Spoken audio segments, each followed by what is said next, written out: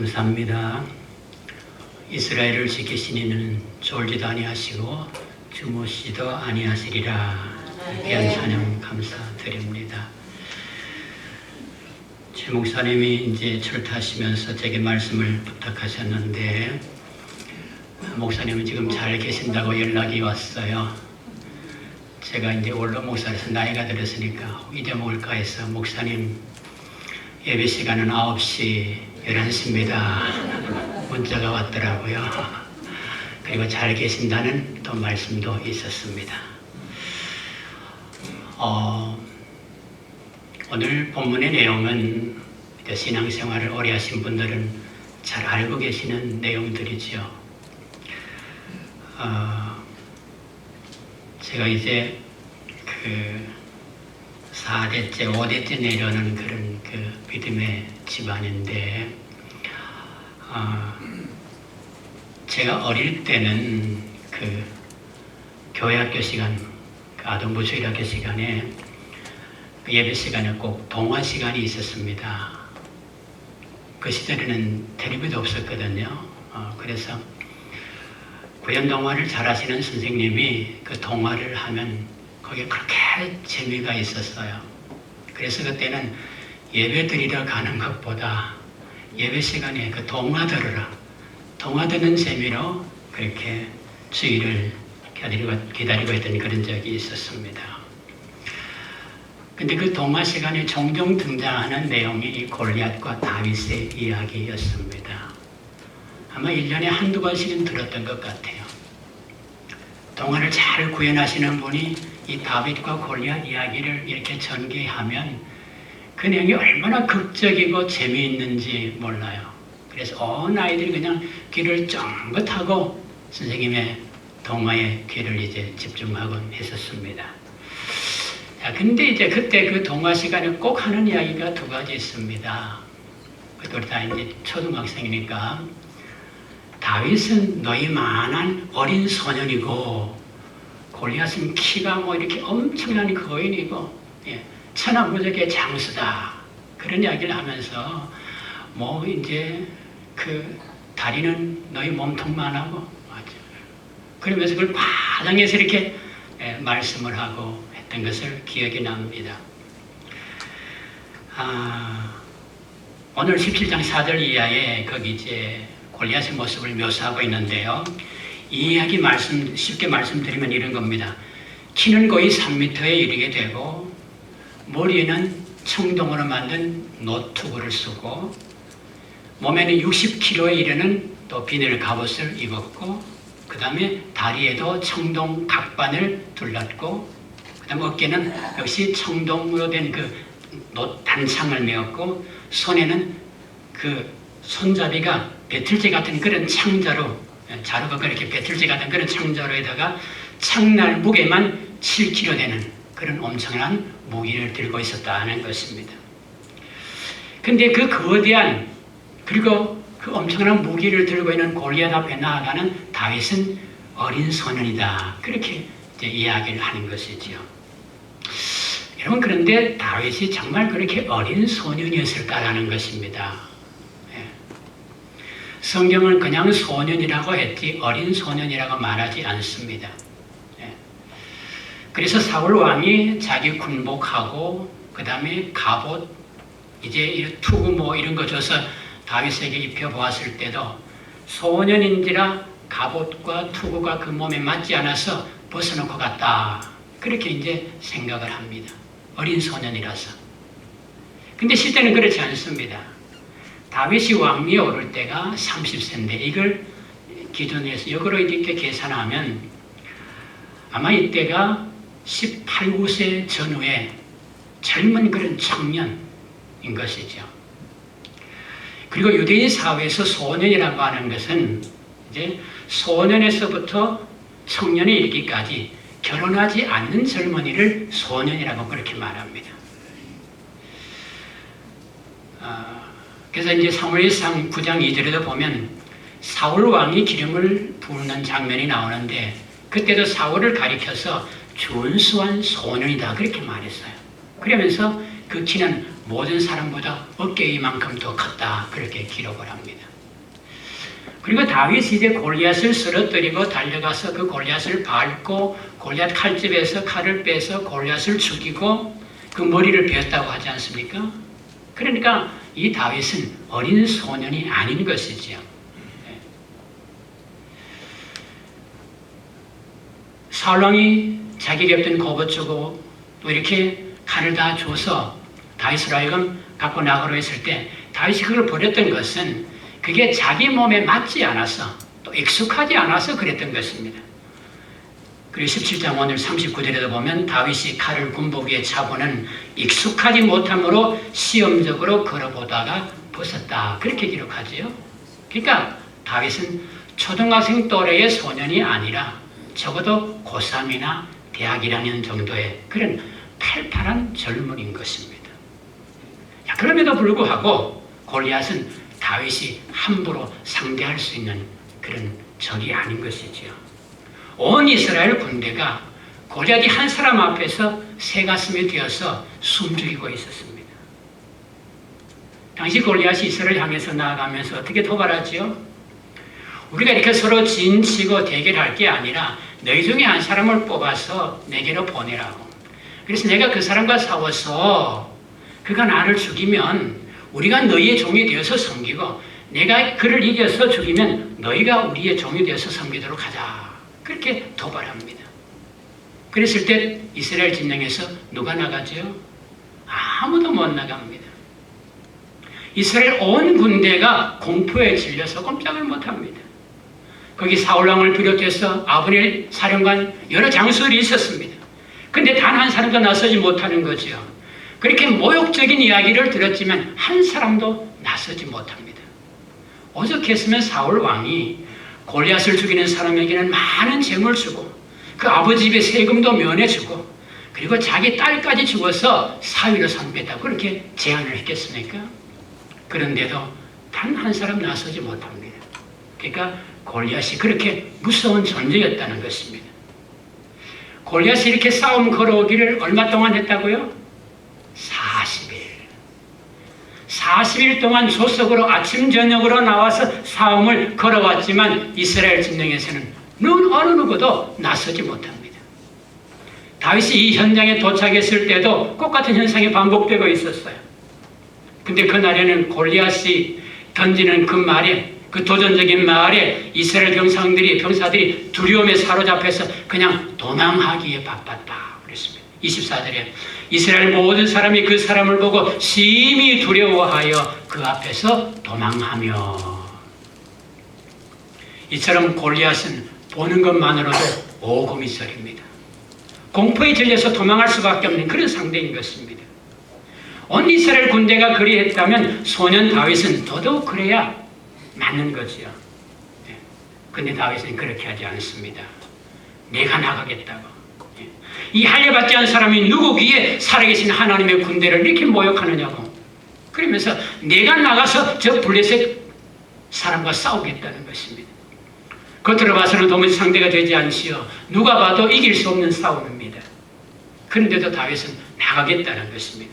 형들이 꾸짖어 말리는데도 심지어 사울왕마저도 33절에 네가 어떻게 저 블레셋 사람과 싸울 수 있겠느냐? 너는 소년이요 저 골리앗은 어려서부터 용사라 싸움이 되지 않는다고 말합니다. 그래도 이 소년 다윗, 이 겁없는 청소년 다윗이 나가는 것이지요. 막대기 하나에다가 물맷돌 5개 그거 들고 나갑니다. 여러분, 다윗의 이 용기, 이 믿음 어디서 난 것이겠습니까? 무엇이 소년 다윗을 이처럼 담대하게 만들었겠습니까? 다윗과 골리앗의 이야기를 읽을 때마다 정말 궁금한 점이 이것이었습니다. 먼저 다윗은요, 하나님을 사랑하는 하나님 중심의 사람이었다는 것입니다. 그래서 그 마음이 언제나 하나님을 향해 열려 있었습니다. 늘 하나님의 뜻을 구하고 하나님의 영광을 구했습니다. 여러분, 한 인간의 됨됨을 결정하는 것은 바로 그 사람의 마음의 상태이죠. 그 마음에 품고 있는 생각, 그 마음이 지향하는 방향에 따라서 그 사람의 인격과 됨됨이가 결정되는 것입니다. 잠언 23장 7절에 어떻게 말씀하죠? 대저 그 마음에 생각이 어떠하면 그 위인도 그러한즉. 대저 그 마음의 생각이 어떠하면 그 위인도 그러한즉. 마음의 생각에 따라서 그 사람의 됨됨이가 결정된다는 것이죠. 여러분, 다윗은 그 마음의 중심이 언제나 하나님을 향해 열려 있었습니다. 그가 구하는 것은 언제나 하나님의 뜻과 하나님의 영광이었습니다. 오늘 본문 앞 바로 16장에 보면은 하나님께서 사울 왕을 버리고 새 인물을 구해서 기름을 붓는 장면이 나오는데, 사울 왕을 버리고 하나님이 택한 인물이 누구지요? 이새의 가문 다윗입니다. 내가 이새의 아들 중에서 한 왕을 보았다, 그렇게 말씀합니다. 그래서 선지자 사무엘이 그에게 기름을 부으려고 이제 이새 집으로 갑니다. 가서 먼저 맏아들 엘리압을 보았더니 그 엘리압이 준수했습니다. 인물이 과연 빼어났습니다. 그래서 이 아들인가 보다 하고 기름을 부으려고 하는데 하나님이 어떻게 말하죠? 그의 용모와 키를 보지 말라. 내가 이미 그를 버렸노라. 내가 보는 것은 사람 같지 아니하니 사람은 외모를 보거니와 나 여호와는 중심을 보느니라. 그래서 엘리압을 포기합니다. 그리고 둘째, 셋째, 넷째, 일곱째까지 다 보았는데 하나님이 다 아니라는 겁니다. 그 마지막 들판에서 양치던 막내 아들 다윗을 데리고 왔는데 그 다윗을 보았더니 그가 바로 하나님이 택한, 하나님 마음에 합한 사람이었다는 것입니다. 그래서 다윗에게 기름을 부었는데 이때부터 다윗이 여호와 영에 크게 감동했다, 그렇게 기록합니다. 이렇게 다윗은 소년 시절부터 중심이 하나님께 합한 사람이었습니다. 하나님의 영이 충만했습니다. 그래서 하나님의 이름, 하나님의 영광이 땅에 떨어지는 것을 참지 못합니다. 하나님의 영광이 훼손되는 것을 그냥 두고 보지 못하는 것입니다. 그래서 하나님의 군대를 모욕하는 골리앗과 그 앞에서 도망하는 이스라엘 군대를 보고 참을 수 없는 의문이 일어납니다. 그래서 내가 나가 저 골리앗을 죽여서 이스라엘의 치욕을 제거할 것이라고. 너는 칼과 단창으로 내게 나오지만 나는 만군의 여호와 이름, 네가 모욕하는 이스라엘 군대의 하나님의 이름으로 내게 나아간다고 말하면서 다 골리앗을 향해 나아갔던 것입니다. 이렇게 다윗은 하나님을 경외하고 사랑했습니다. 그처럼 하나님의 이름을 높이고 하나님의 영광을 지키고자 애썼습니다. 그 마음이 이렇듯 하나님 중심이었다는 것이죠. 두 번째 이유는 그가 바로 하나님을 향한 절대 믿음이 있었습니다. 다윗이 이처럼 무모해 보이는 도전을 한 것은 하나님의 명예 영광 때문만이 아니라 하나님을 향해 갖고 있는 흔들리지 않은 믿음, 그 능력에 대한 절대 믿음과 확신이 있었기 때문에 그렇습니다. 34절 이하에 보면 다윗이 양떼를 지킬 때 사단아 곰이 와서 새끼를 물어가면 다윗이 따라가서 그것을 치고 그 입에서 새끼를 건져냈다고 했습니다. 그리고 짐승들이 돌아서서 다윗을 해치고자 하면 그 수염을 잡고 그것들을 쳐 죽였다고 했습니다.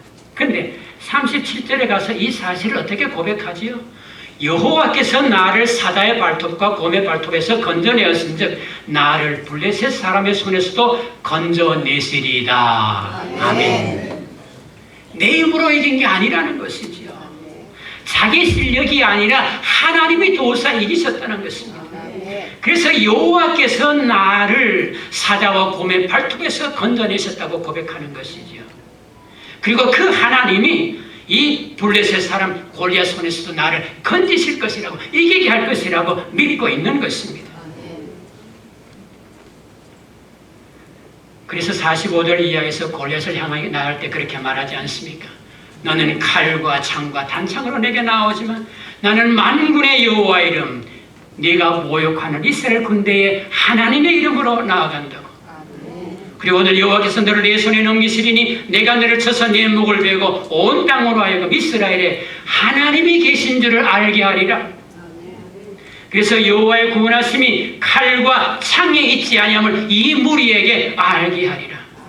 전쟁은 여호와께 속한 것인즉 그가 너희를 우리 손에 넘기시리라. 아멘. 이게 계속해서 뭘 얘기하죠?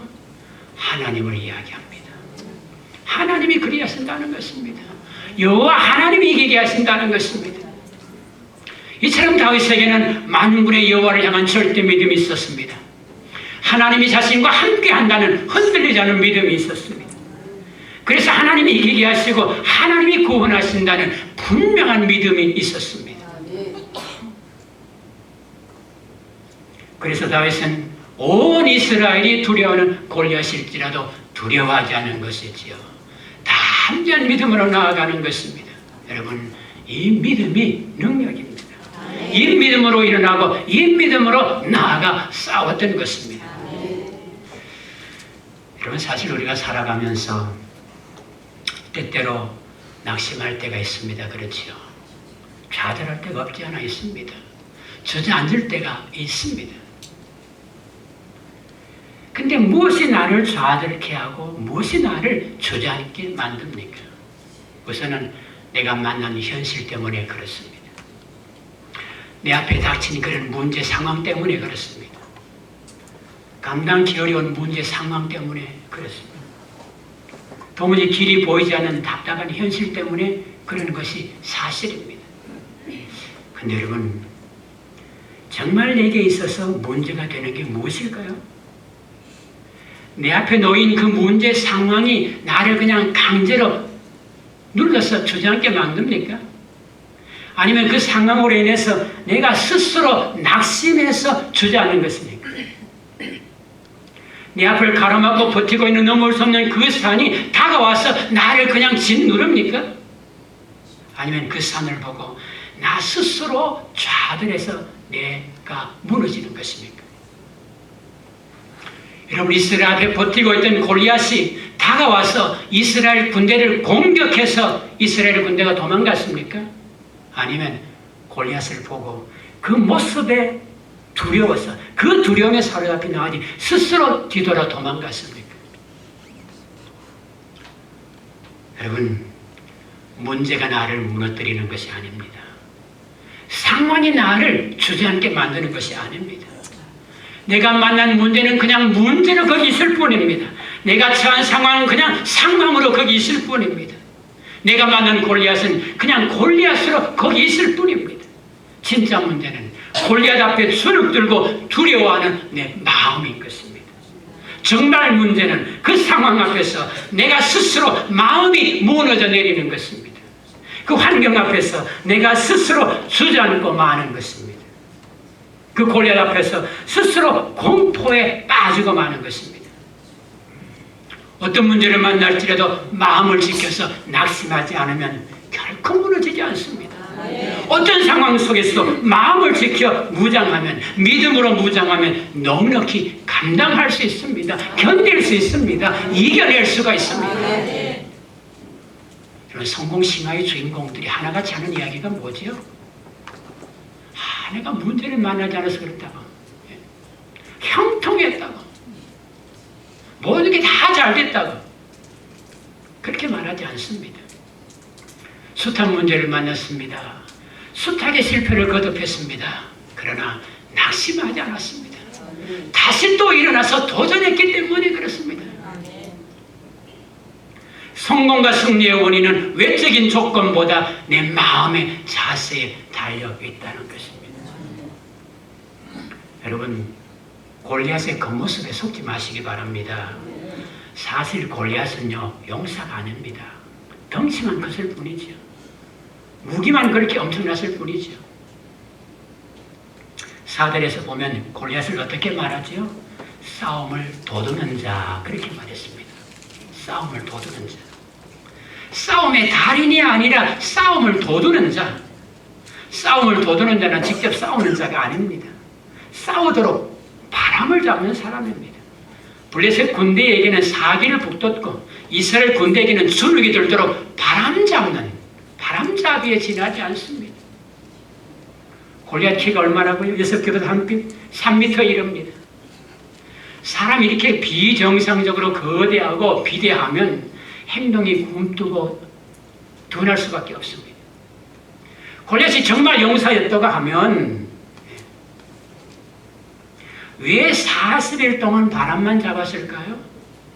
40일 동안 조석으로 나와서 이 싸움만 걸었습니다. 바람만 잡았습니다. 정말 용서했다면 첫날에 그냥 단칼에 이스라엘 군대를 물리쳐야 마땅하지 않겠습니까? 워낙 거인이니까요. 몸이 둔해서 민첩하게 싸우지도 못합니다. 그래 아침에 나와서 잠깐 그렇게 그냥 바람 잡다가 들어가고 저녁에 나와서 또 잠깐 바람 잡다가 들어가고 40일 그렇게 했습니다. 그런 동안 이스라엘 군대는 점점점 새가슴이 된 것이죠. 마지막 날에는 그 말 한마디에 그냥 오금이 들어서 그냥 그러면 날 살려라고 도망치고 만 것입니다. 골리앗이 칼 한 번 빼지 않았는데도. 이스라엘 군대는 속았던 것이죠. 골리앗은 그렇게 속였을 뿐입니다. 여러분, 골리앗은 능력이 아닙니다. 골리앗은 우리를 기죽게 만드는 주변의 환경일 뿐입니다. 우리를 그렇게 불안과 공포와 좌절 가운데로 몰아가는 환경일 뿐입니다. 우리를 낙심케 만드는 거대한 헛수가 위에 지날 뿐입니다. 덩치가 크다는 것은 관역이 크다는 이야기입니다. 그렇죠? 관역이 크다는 것은 맞추기 더 쉽다는 이야기와 같습니다. 공격할 틈새가 더 많다는 것입니다.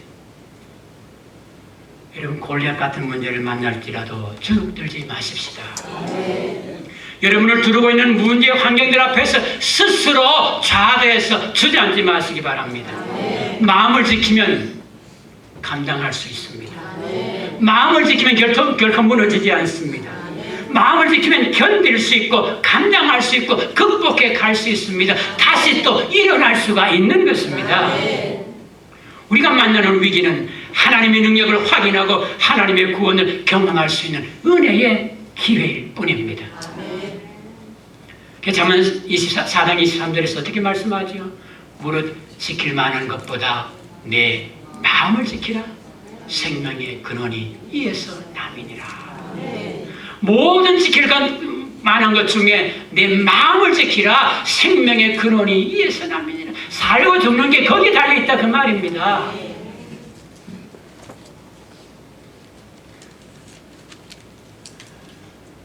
무엇으로 마음을 지키죠? 믿음. 전능하신 하나님과 그 말씀을 믿는 믿음. 능치 못함이 없으신 하나님과 약속으로 주신 그 말씀을 믿는 그 믿음인 것입니다. 여러분, 사실 전능하신 하나님 이 한 분이면 끝나는 것입니다. 천지를 다스리고 지키시며 지금도 붙드시고 운행하시며 간섭하시는 하나님입니다. 눈동자같이 저와 여러분을 지키시는 하나님입니다. 여러분, 생명을 유지하는 그 엔진이 뭐죠? 심장이죠. 그렇죠? 예. 자동차를 움직이게 하는 것이 엔진입니다. 그렇죠? 근데 그 엔진을 움직이게 하는 에너지의 원동력이 어디서 나오는 것이죠? 기름, 휘발유죠. 그렇죠? 우리 사람의 심장을 움직이게 하는 원동력, 이 에너지, 이거 어디서 나오겠습니까? 백상진 박사님이라고 미국에 계시는 의사분인데 교수님인데 이분이 쓴 글을 보았습니다. 아기가 잉태하고 이제 때가 되면 그 심장이 이제 이렇게 생기게 되는데 그때부터 심장이 뛰게 되는데 몸 구석 어디를 봐도 심장을 뛰게 하는 에너지가 어디서 오는지 모른다는 것이죠. 해부학 시간에 다 해부를 해봐도 어디서 힘이 오는지 모른다는 것입니다. 해부학 교수에게 물었어요. 선생님, 이 에너지가 어디서 옵니까? 모른다고 그래요.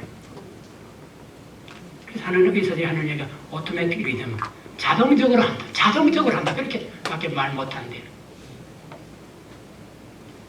여러분, 그게 저절로 오겠습니까? 하나님께서 매 초마다 내 심장을 뛰게 하는 것입니다. 하나님이 내 심장을 만지사 내 심장을 박동케 하는 것입니다. 생명을 유지하는 근원, 그 에너지는 하나님께로부터 오는 것입니다. 여러분, 하는 거 아니잖아요. 내 의지로 하는 거 아니잖아요. 의사도 모르는데 그냥 자동이다 밖에 말 못한대요. 그 에너지, 그 힘 하나님께서 주시는 것이지요.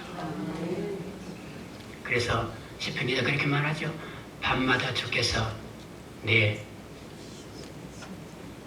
심장을 붙으신다. 이렇게 말씀합니다.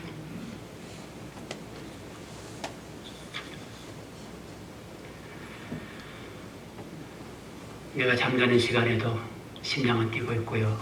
내가 의식이 없는 무의식 순간에도 호흡은 유지되고 있고요. 하나님께서 하시는 것입니다. 하나님께서 그렇게 눈동자같이 붙들고 계신다 그 말이지요. 이 아버지가 저와 여러분의 아버지입니다. 이 믿음 위에 든든히 서시기 바랍니다. 그 하나님이 나를 인도하시고 내 인생을 날마다 구원해 가시는 것입니다. 너희가 악할지라도 자식에게 좋은 것으로 줄 줄 알거든 하물며 하늘에 계신 너희 아버지께서 구하는 자에게 좋은 것으로 주시지 않겠느냐. 이 믿음 위에 든든히 서십시다. 이 절대 믿음으로 나아가시기를 축복합니다. 이 하나님 한 분이면 충분한 것입니다.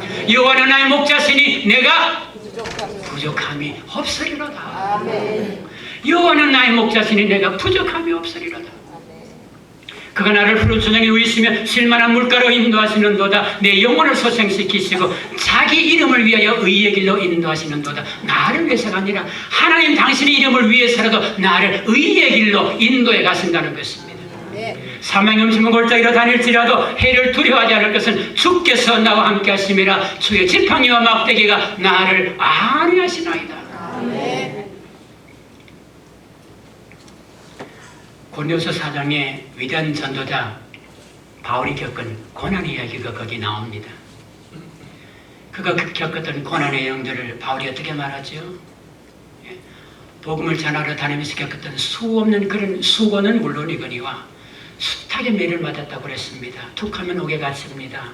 그리고 선교 여행을 다니면서 강도의 위험, 이방인의 위험, 동족의 위험, 거짓 형제의 위험, 그리고 바다의 위험과 광야의 위험이 있었다고 고백합니다. 그리고 여러 번 줄이고 목마르며 헐벗고 굶주렸다고 그랬습니다. 그러면서 죽음의 위기에 처한 적이 한두 번이 아니었음을 고백합니다. 그런데 바울은 어떻게 말하죠? 자신의 그런 약한 것들을 자랑한다. 그렇게 말합니다. 나는 내 그런 약한 것들을 자랑한다고 그랬습니다. 왜냐? 내가 곧 약할 때 곧 강함이라. 주께서 나와 함께 하사 힘을 주사 주께서 나를 붙드사 나를 강하게 하기 때문에 하나님께서 그 마음을 붙드사 흔들리지 않게 해주셨기 때문에 하나님이 그 마음을 지키사 낙심치 않게 해주셨기 때문에 하나님이 그 마음을 강하게 하사 견디게 하시고 감당해 주셨기 때문에 하나님께서 그 마음의 능력을 더하사 극복해 하시고 다시 또 일어나 걷게 하셨기 때문입니다. 넘어지지 않았다는 게 아니에요. 넘어졌습니다. 그러나 일어날 수 있었습니다. 쓰러졌습니다. 그러나 다시 또 일어날 수가 있었던 것입니다. 바울이 만난 그 시련의 시간들은 하나님의 능력을 체험하는 시간들이었습니다.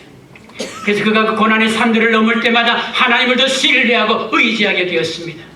그래서 하나님을 향한 그 믿음이 위대한 사도 바울의 역사를 이루게 하는 것입니다. 신약 최대 사도가 된 것이죠. 그래서 그가 남긴 위대한 고백이 무엇이죠? 빌립보서 4장 13절 내게 능력 주시는 자에서 내가 모든 것을 할 수 있느니라.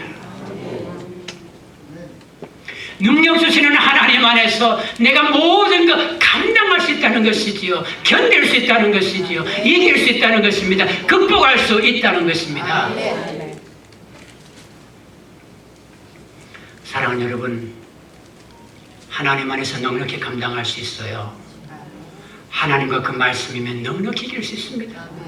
여러분 그런 경험 있지 않습니까? 하나님의 한 말씀이 여러분을 절망 가운데서 일어나게 하지 않습니까?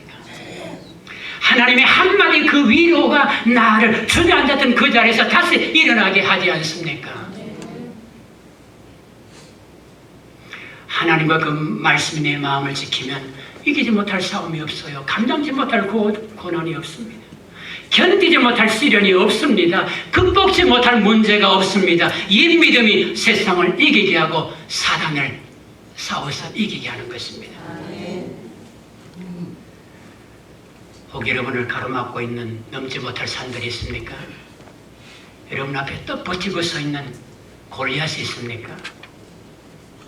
여러분을 힘들게 하고 있는 문제 상황이 무엇입니까? 골리앗은 그냥 골리앗, 산은 그냥 산, 문제는 그냥 문제, 위기는 그냥 위기. 골리앗은 우리로 두려움을 느끼게 만드는 하나의 문제일 뿐입니다. 그 문제 상황은 우리를 낙심케 하는 바람잡이에 지나지 않을 뿐입니다. 이게 바로 사단이 하는 일입니다.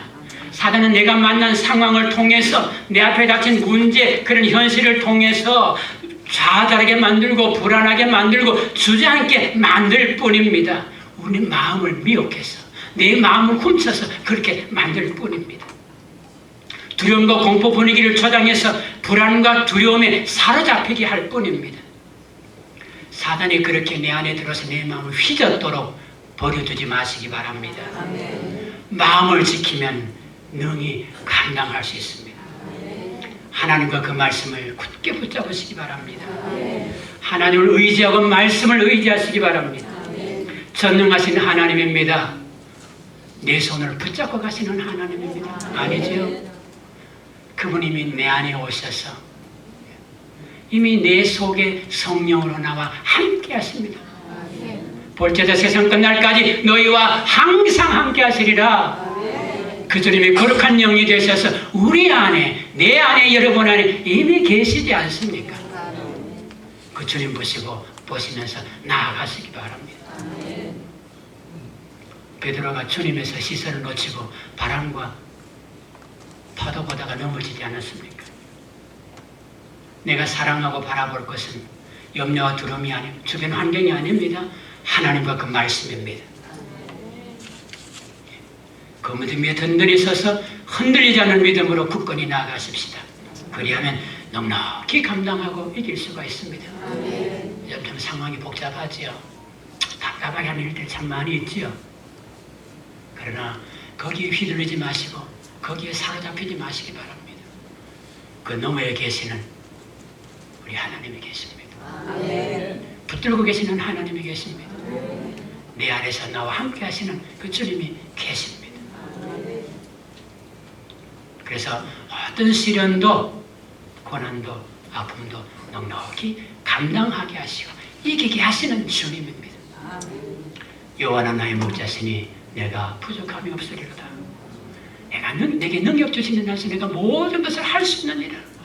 할 수 있거든요. 무슨 말이냐? 믿는 자에게는 능치 못함이 없으리라. 이 노래와 고백이 여러분의 찬송과 고백이 되시기를 주님의 이름으로 축복합니다. 은혜로우신 하나님 아버지, 성도의 거룩함을 지키지 못하고 아버지 하나님의 영광이 되지 못한 못난 자녀임을 고백합니다. 그럼에도 불구하고 오늘까지 붙드시고 지켜주셨음에 감사를 드립니다. 때로 내게 닥치는 현실이 너무 힘들고 고통스러울 때가 있었습니다.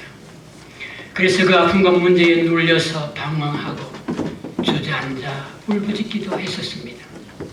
아버지, 다시는 환경과 상황을 통해 우리의 믿음을 흔드는 사단의 속임수에 넘어가지 않도록 도와주옵소서. 상대가 아무리 골리앗일지라도 우리를 속여 주눅들게 만드는 바람잡이에 지나지 않음을 잊지 않게 하옵소서.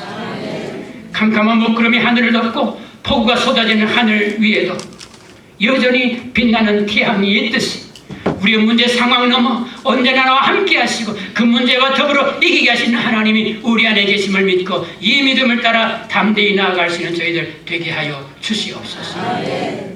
그래서 여호와는 나의 목자시니 내가 부족함이 없으리로다. 내게 능력 주시는 자로서 내가 모든 것을 감당할 수 있느니라. 찬송하며 고백하는 저희들 되게 하옵소서. 예수님 이름으로 기도 올리옵나이다.